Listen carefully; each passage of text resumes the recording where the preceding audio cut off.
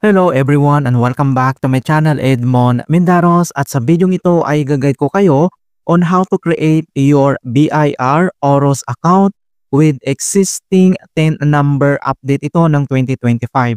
Kaya stay tuned ka lang at start na natin. So ang next step ay kailangan mo lang i-open ang iyong web browser. So any web browser naman ang pwede mong gamitin. So click lang natin ang ating Chrome browser. And then dito lang sa searching address bar ay type mo lang dito yung http://www.bir.gov.ph. So ganito yung makikita mo. And then next step, so dito lang sa taas ay kailangan mo lang i-select dito yung e-services. So i-click mo lang yan. And dito sa e-services, so may makikita ka ditong dalawang services like e-services and other services. So i-select mo lang dito yung e-services and then makikita mo kaagad dito yung Oros Online Registrations and Update System, Oros, and then i-click mo lang yan. And then madadirect tayo dito sa Welcome to BIR Online Registrations and Update System, Oros. So dito lang sa left side navigation mga kaibigan ay makikita mo dito yung new registrations. So i-click mo lang yan.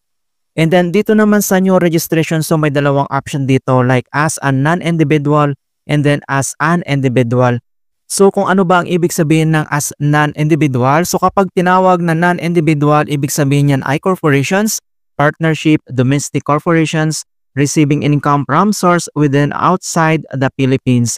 Kapag sinabing as an individual naman, ikaw ay married, may asawa, single person who has ownership and interest in a flow-through entity or has direct flow-through income under a Schedule C business or Schedule E rental activities. So, isilik lang natin dito yung as an individual. And dito naman sa kanyang right side mga kaibigan, so makikita mo dito yung applications for registration of individuals. So, nandito lahat yung documentary requirements na kailangan natin. So, basahin mong mabuti yung kailangan natin yan na requirements. Ayan. And other document requirements, nandito rin in transacting through representative mga kaibigan. And the next step, so dito lang sa baba ay makikita mo dito yung create an account. So click mo lang yan.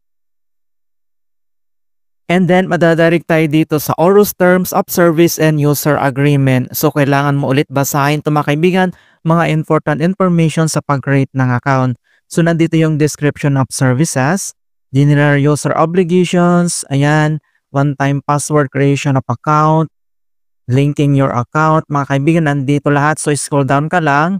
And then, next step. So, makikita mo dito sa left side yung box na yan. So, I have read the above terms and conditions, role for the access. So, check mo lang yan. And then, dito naman sa right side ay makikita mo dito yung agree. Then, i-click mo lang yan. And next, dito na tayo sa create an Oros account. So, guys, ang remind ko lang guys na kailangan updated ang iyong BIR account para makapag-create na tayo. So yun po kasi yung naging problems ko.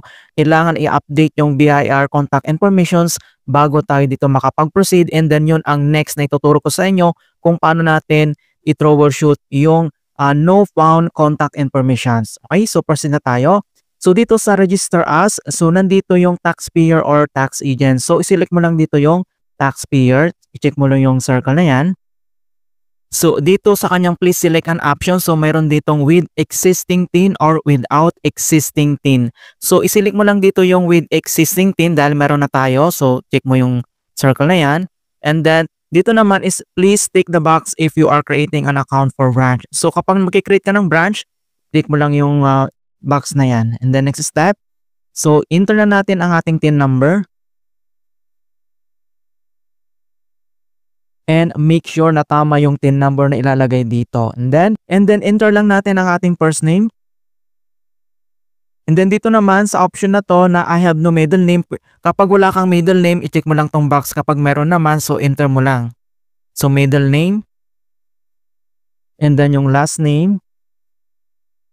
And then next dito naman sa suffix mga kaibigan, kung ikaw ay junior, senior, the second, the third, the fourth, the sixth, the seventh mga kaibigan. Kung ano yung suffix mo, select mo lang dito kapag wala ka namang suffix. So, select mo lang dito yung NA. And then, click mo dito yung OK.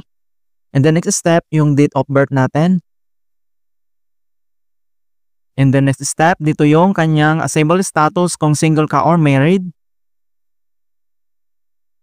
And then dito naman sa gender, so click mo lang ganyan. then click OK. And dito sa email ay kailangan yung updated na email natin na connected dun sa ating BIR contact informations yung ilalagay natin na email na registered mga kaibigan. So enter lang natin yung email. Ayan, so na-enter natin, so double check mo lang yung register as taxpayer, select option with existing TIN number, first name, middle name, and then yung last name, suffix, date of birth, civil status, gender, and then yung registered na ating email address. And then next naman, dito na yung password, so kailangan natin mag-create. And then, kapag clinic mo yan, then attentions, the permanent email address of taxpayer should be used during registration. Okay? So, kailangan natin yan i-consider mga kaibigan. Dapat registered siya. And then, click mo lang dito yung I acknowledge. And then, password tayo. Kailangan natin mag-create. And then, kailangan ay match po yung ginawa natin na password. Okay? So, double check lang natin kung tama yung password natin. Confirm password. Kapag okay na yan, and then click mo lang dito yung I'm not a robot. Check mo lang yung box. And then next step, click mo lang dito yung register. So, ayun na guys. So, complete na yung registration natin dito sa Oros. Click mo lang dito yung login.